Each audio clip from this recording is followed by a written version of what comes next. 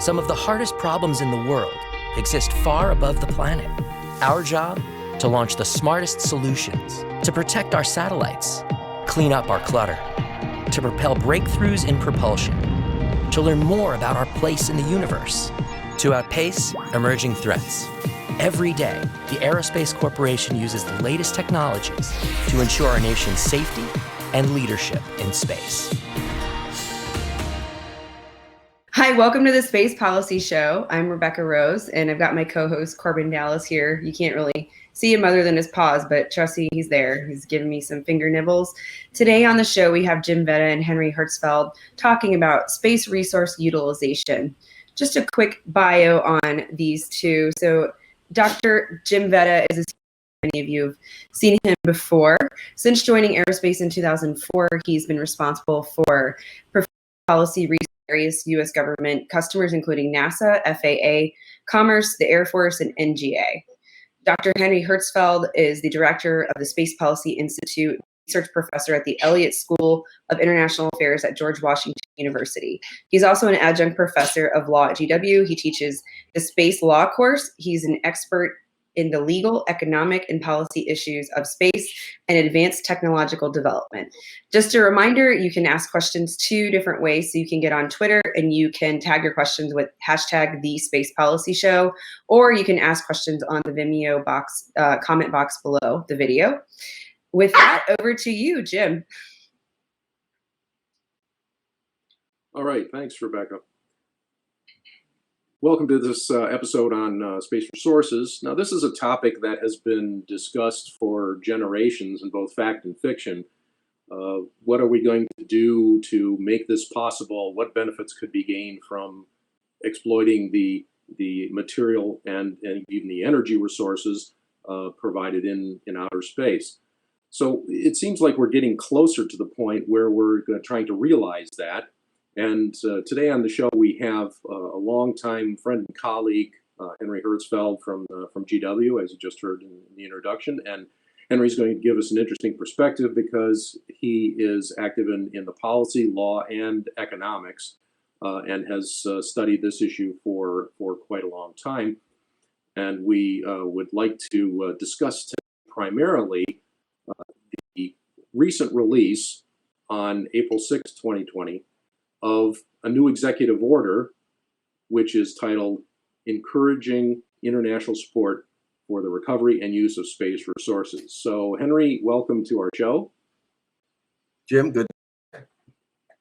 Why don't we start out, Henry, by just giving the listeners a quick synopsis of what is in this new executive order that the president signed recently. It covers a number of issues, but essentially it's a summary of what has been existing U.S. policy for quite a long time concerning resources in space. First of all, it makes a clear statement that the United States supports the Outer Space Treaty, which is the master document of the UN negotiated set of treaties that were essentially go back to the 1960s and early 1970s when they were formed and first presented for ratification and ratified pretty quickly. At least the first four of them. The Moon Agreement we'll talk about a lot more, I'm sure, as we go along this morning, but that's a different issue, a slightly different treaty, and it although it reflects many of the principles in the Outer Space Treaty, it has some interesting other things in it in regard to resources, and that's the one that's really in question. The United States has not ratified that treaty, but has for the other four.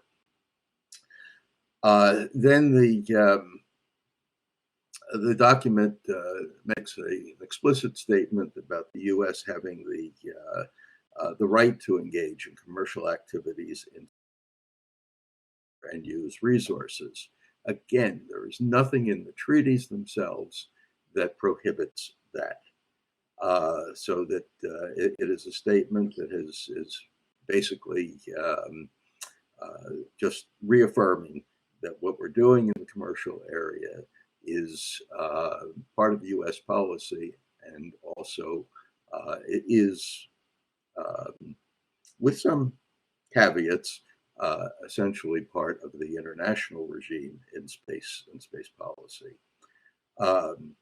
There's a statement in there about the United States government will not refer to space as a global commons. That's going to require a bit of discussion later because it opens up a separate issue, but it's one that again is one of interpretation and is not necessarily at all in violation of our obligations. But again, we'll talk about that in more detail. However, in this executive order, it is a fairly strong statement, and there's going to be predictable international reaction to it. But it's still something that has been U.S. policy in general for a while. The order encourages the United States government to work international cooperative agreements on space resources and to engage internationally with partners. So I think that's really the essence of what's in the agreement. Jim, do you see anything else that I have? I think that covers it pretty well. The question that I would present is that, as you indicated, this has been U.S. policy for a good long time, at least 40 years, that we're reiterating here. So why now? Why is the administration coming out right now with this statement that, in essence, does not say anything new, but just kind of proclaims what we've had in place for a long time? I think there's several things behind it.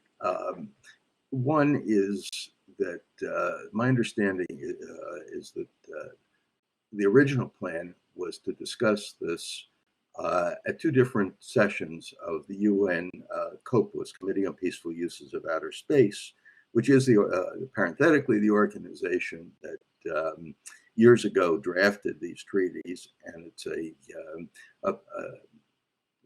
physically located in Vienna, but it's also a place where annually there are three meetings: a science technical subcommittee, a legal subcommittee, and then a plenary session. Unfortunately, this year, the legal subcommittee, which was supposed to meet a few weeks ago, and the plenary session scheduled for June have been postponed or canceled, so that that venue for engaging in international discussion on these issues is not available at the moment. So that the administration felt that it was necessary, I believe, to say something publicly and to have this proclamation and a set of reiteration of policy, because also right now, NASA, as we know, is engaged in developing a human and robotic lunar program, and called a combination of Gateway and Artemis for landing on the moon in the not too distant future. And part of that does involve international partners. We are the lead in doing this, but we are encouraging other nations to help and to participate and do their things alongside of us in the effort, so that the State Department and NASA have been engaging with other nations, as I mentioned, and part of this will deal with resources, because there is both a government and perhaps a commercial and an international interest in doing research and development and looking at the potential for using in situ lunar resources for various parts of this program, and including the water for possibly making fuel for refueling rockets to go on deeper into space, space exploration missions, and also for finding out more about the resources that are on the moon.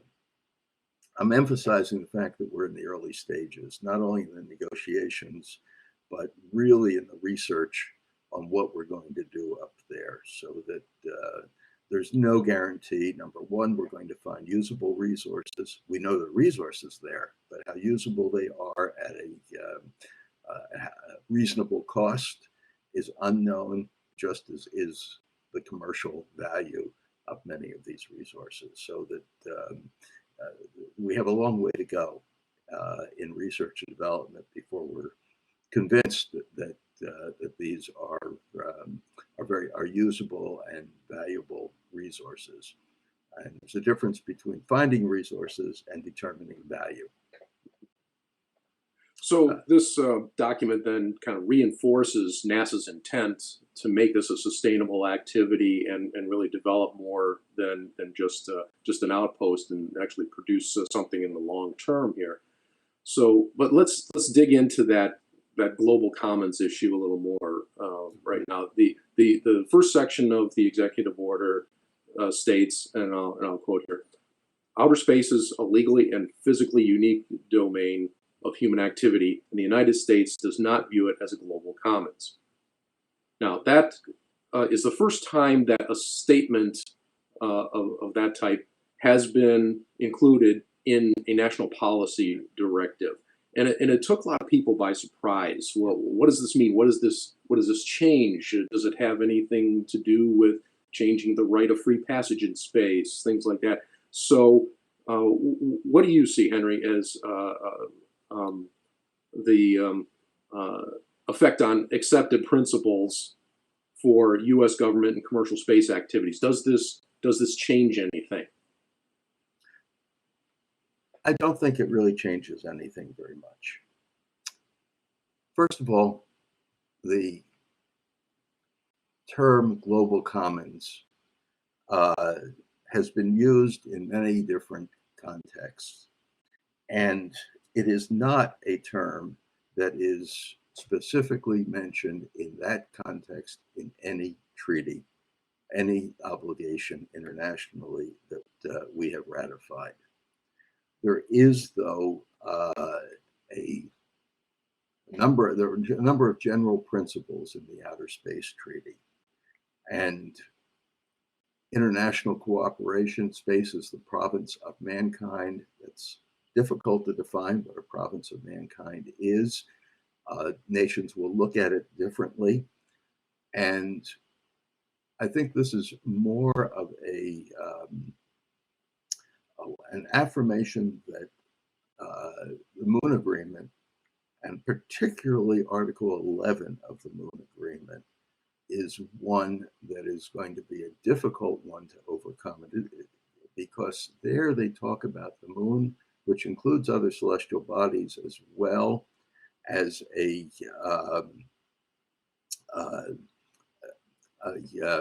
common heritage of mankind.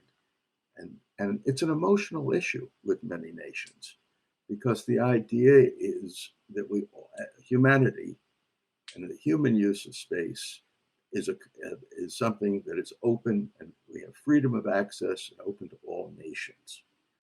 So does that make it a global commons? And I think that it doesn't. It's also sometimes referred to in the Latin term res communis. Race is a thing owned by, and communis is owned by all. And space is not one thing. Space is a lot of different things. And when you say a commons, it also has other meanings, such as used within sovereign nations who have developed various commons, but they're under the supervision of another nation, of a sovereign nation, and their rules, and they can be enforced. Space has no sovereignty. By treaty agreement, Article 2 of the Outer Space Treaty is a non-appropriation. States cannot appropriate celestial bodies, and sovereignty would be one way of appropriation, which we are not considering here. We are not saying we own the moon, or that we are even own a part of the moon, but we're trying to look at it as how can we work with other nations by peaceful purposes, another principle of the Outer Space Treaty, and do the research, use the resources so that we can find out what has value and where the future with them. So that there are analogies to the law of the seas. Sometimes the oceans themselves have been high seas been referred to as global commons. But when you really parse it out, there are two main elements there. One is the right of innocent passage. And that also is preserved in the Outer Space Treaty, which, as I mentioned, the right of the freedom of access without discrimination by any nation. And then with the seas, there are the resource issues. And even those have been dealt with in different ways. It used to be that a nation could had a zone around its coastline that was considered part of that nation and nation's territory. Originally, it was 3 miles, then it was 12 miles. Essentially, it was how far you could shoot a cannon in the old days. But with the Convention of the Law of the Seas, also negotiated about the same time as the space treaties in the 1960s and early 70s, they developed something called an EEZ, which is an economic zone that extends through the continental shelf, about 200 miles off the coast. And the idea there, of course, is to develop the resources, the oil platforms, the other things, and protect those that each nation is has an interest in its offshore activities. So we've dealt with resources that way with in one way with the high seas. The other issue has been who owns the fisheries. And once again, it's been argued for hundreds of years, and we haven't come to a real conclusion or a way of internationally agreeing on valuable fish resources. It's resulted in some overfishing, and because the technology has changed. There's another element with the seas we can get into later, and that is valuable resources in deep seabed trenches, which has analogies to space as well. In other words, with space, I don't think we have a problem with the right of access. We have to come to some sort of agreement and deal with different parts of space differently, and there may be parallels with the way we deal with commons on Earth to some aspects of space. But just referring to all of space as a global commons is not something that is going to help us solve the problems. We have to deal with them, I think, as we have with other domains, as a when needed and how best to do it. One example where we've done that in space is with the geostationary orbit, which obviously some areas some parts of the geosynchronous orbits over populated areas are more valuable than others. And over time, to avoid spectrum interference and to allow for a coordinated international system to use those valuable resources in space, we have developed through the International Telecommunications Union a system to negotiate rights to those spots. And so that even in space, we've dealt with some resources internationally in a reasonable way. Not all people are happy with the ITU and the allocation system, but it has worked. And we do have fairly coordinated and good international communications systems up in space because of that.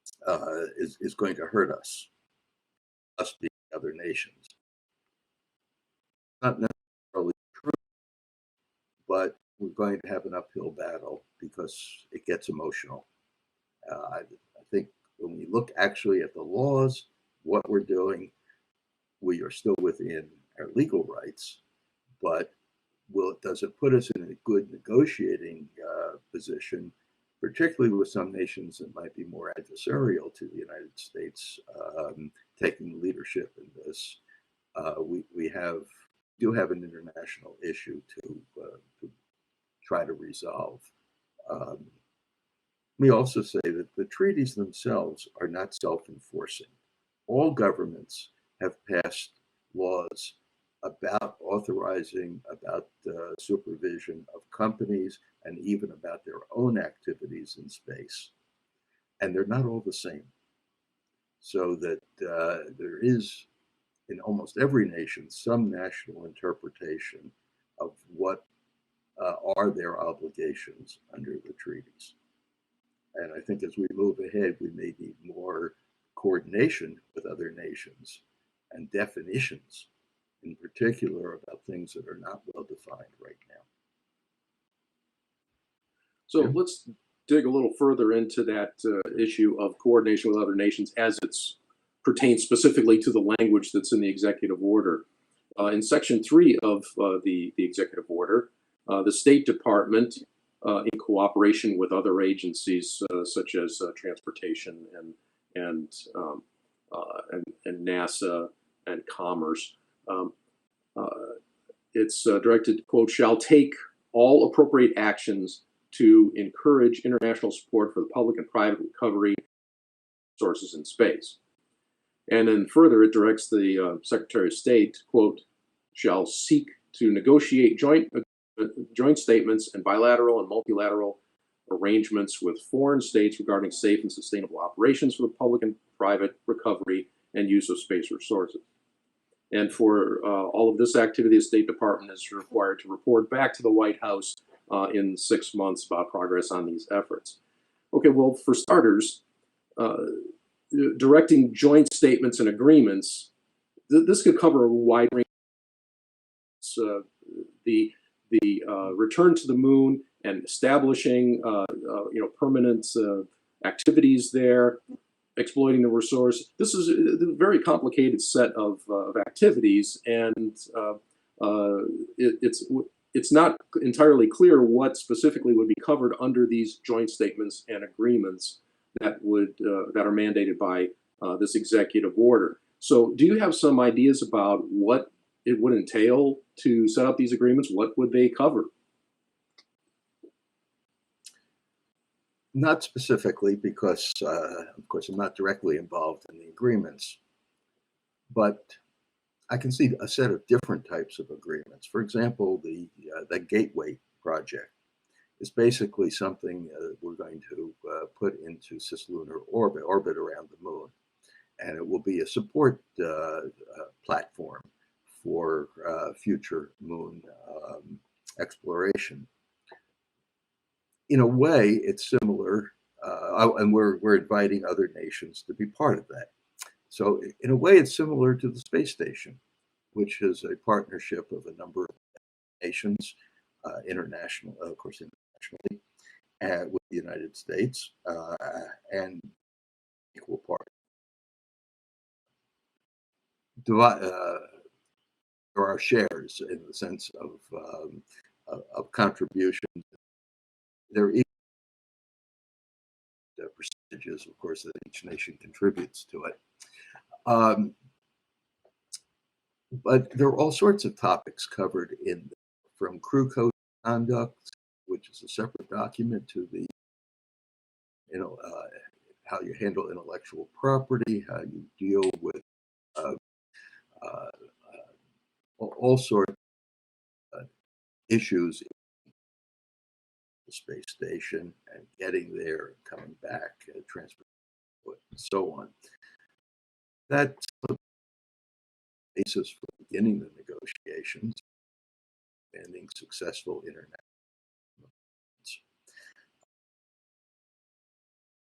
too, as changed. And then there are repeated about the resources issue on the moon.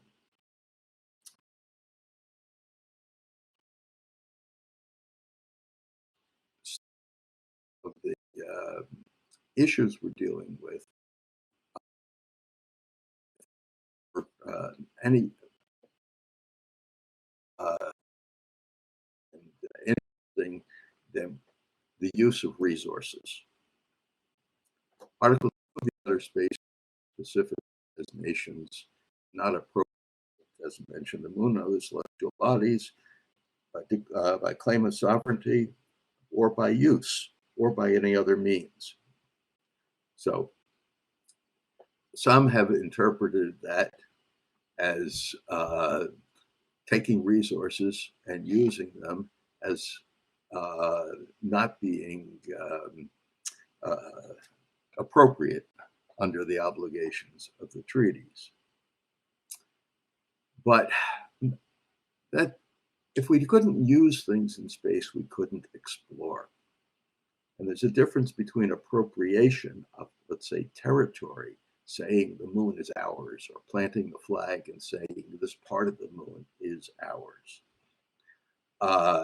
And then using and then obtaining resources for scientific or other purposes. Now, a lot of this policies go back to the moon rocks. We brought back samples from the moon during the Apollo years and the Apollo missions. And the US government considers those to be property of the US government. And to my knowledge, nobody has ever challenged that, no other nation. And in fact, Russia has brought back samples from the moon. And rather than just declaring them property of the government, they've even put them up for auction in the past. So Japan has brought back some samples, the Hayabusa 1 mission from an asteroid, and they're in a museum in Japan. And again, I don't know any nation that's complained about Russia's actions or Japan's or ours concerning. And that is part of the basis for our policies that say, yes, go up and we passed the law in 2015, which essentially said companies in the United States under the jurisdiction of the United States can obtain resources in space. And note that it doesn't say how we obtain them. And it's still a baby step. It still leaves a lot of the detail for further discussion.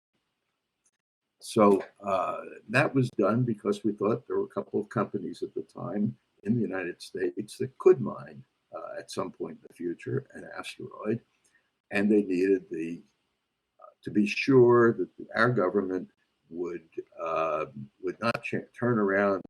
Oh, you can't own them, because they had investors that the government would appropriate, give it. Luxembourg has a similar law, but it's not the same. For example, Luxembourg 2015 sources as abiotic, meaning mineral water. It's notable that this executive order uses the term resources without a definition, but does all to the 2015. So that, that was a different administration, and it was a bipartisan bill, Democrat House and Senate, and we took time to allow for companies to get involved in space. Even if you go back to around 2000, was won by a company for going up to the edge of space and coming back, and they were going to have tourism flights, people up there, private companies making money going to suborbital space. We had an amendment to the Space Launch Act within 3 or 4 years after that, saying, you can get an experimental permit to do that. There are other examples in our past where when the promise of something commercial has been there, our government has said, yeah, give it a try. So we have a promise of resources on the moon that have some use and value in them.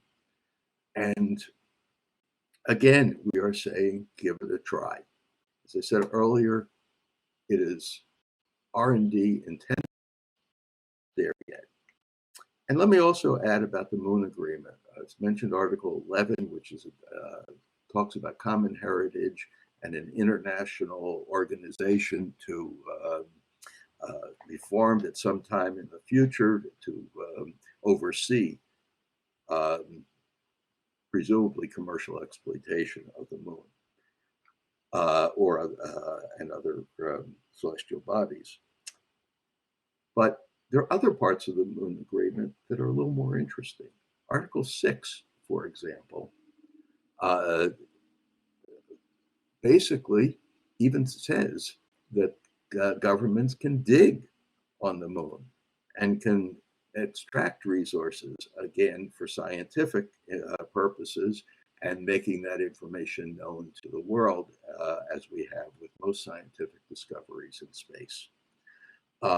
Also, the Moon Agreement uses not just the word the exploration and use of space, which is found in the title of the Outer Space Treaty, the full title of the Outer Space Treaty, and other parts of the treaties, but it says use and exploit the space.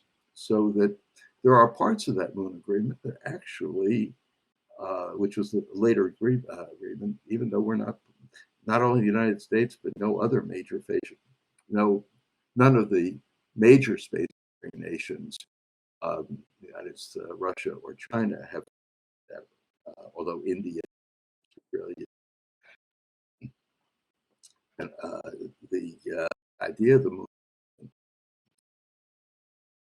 commercial is really not there. So, I do wonder about the statement being our State Department is under orders to object to the Moon Agreement, period, is the best way of phrasing that, because even though we're not party to it, we're not under obligations, and most nations aren't, it does have language in there that could be quite useful. I know there are a lot of legal issues about amending treaties that we can't get into in this conversation, but even considering an amendment to Article 11 in particular might even help commercial activity in some way or another in the future. So anyway, it's a very complex set of issues, and of course, many nations are not going to agree with the position we've taken. Well, let's pursue that thought right there. So far, we've seen some foreign response to this new executive order. Can you tell us what countries have come forth with responses and what kind of things they're saying about what they think of the executive order? Well, it's very early, but I know the Russians did have a response, and it was basically a political one. Basically, they said it's against the basically the international community for one nation to try to make international policy to the extent that we have. That this is something that should be taken to the UN, should be negotiated in an international forum. All nations should have their say in it, and we should just not be going ahead on our own or with a few other nations that we might sign an agreement with. So it's a very political statement. There will be the Canadians, I believe, had a conference in Vancouver. They sponsored a conference in Vancouver. Let me step back for a second. There have been a number of international ad hoc organizations that have tried to deal with the resource issue on an international basis. There's a European-led group, the Hague Group, that issued fairly recently, after some years of discussions, building blocks on resources. The Vancouver meeting came out with a set of many different ideas to again feed into this resource use discussion. I think the primary concern internationally is maintaining the environment of space. I had the shorthanded, I'd say, okay, don't create a Superfund site up there. Don't mess it up. We have debris issues. We have rights of other nations. And if we go in, if the U.S. takes the lead, goes in first, and does a lot of things, I think there's a fear that they won't be safe or sustainable. There's also an ongoing discussion now for many years within the United Nations on long-term sustainability guidelines for space. After about 8 years, finally in 2019, they were approved by consensus at the UN Committee on Peaceful Uses of Outer Space. They haven't gone to the General Assembly as a resolution yet, but 21 guidelines on sustainability were approved, and now the UN is entering into UN COPUOS is entering into negotiations and implementation of those. I think it will be interesting to see how our positions in the United States of the United States will support those resolutions. We've been part of the negotiation in the past. They have been, as I said, contentious and long negotiations. They have come out and as guidelines emphasize soft law. It is not enforceable. It is not a treaty among these nations. And how nations guidelines is to be determined. National laws on space debris and other where efforts to find ways, acceptable ways, both for governments and commercial use of space. So I think this is a story that is just starting. I know the working group proposed on resources for COPUOS have not formed yet. It looks like they so long road ahead of discussions on all of these issues. Meanwhile, plans, technology is to begin doing research out there, and we'll try in a way and in a safe way. There are other parts of the Outer Space Treaty deal with hand interference and issues. Article 9 in particular. There's a foundation there to have these, and I know we'll be part of that discussion. So let me just ask you one question to finish things up, and that is, again, referencing to the executive order, the State Department has been directed to report to the White House in 6 months about their efforts along these lines.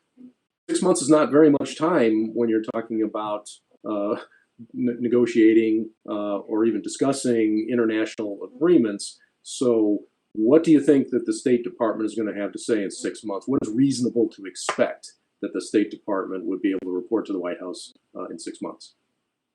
As I said, there are ongoing negotiations now, and presumably within 6 months there will be another meeting of UN COPUOS. So that I think it will, the report around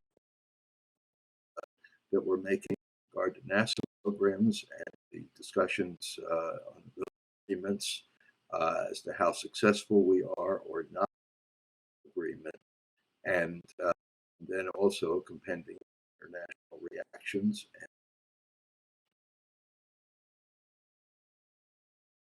and with those international reactions. I think there will be plenty to talk about. What types of progress it will really be up to the and those negotiations in public, I'm sure, with other countries. Okay, thanks. You're welcome. To expose the background and content of this latest executive order, and hopefully a great path forward. So, Rebecca, back to you. Great. Thanks so much, Jim. I did have a quick question for you. I noticed you have a picture in the background behind you, Jim, and I was curious, what is that? And can you tell me more about it? Oh, well, I was just looking for something that was relevant to space resources, and I couldn't really find any pictures or posters in my collection to do that. So, this is, we can imagine that this is a mining expedition by aliens at Devil's Tower in Wyoming. So it seemed like a nice background and better than a blank wall. So hope you, and of course, Marvin is here with us too. So he's always a central player in these things. But I know, Jim, that they're in the air, not on the ground. Yeah, they're, well, you know, it's yeah, it's more artistic that way. Okay. Great. Thanks, Jim. And thank you for tuning in today. We're so glad that you did. If you have questions again for Jim or Henry, please feel free to engage with us on Twitter, hashtag the Space Policy Show. And then you can also ask under the Vimeo video in the chat box there, and we will get back to you. Again, we're here every Tuesday and Thursday. Our next episode is Strategic Foresight with Kara Koonsman and some others. Also, don't forget, you can sign up for the latest news and alerts at aerospace.org/policy. Thank you again.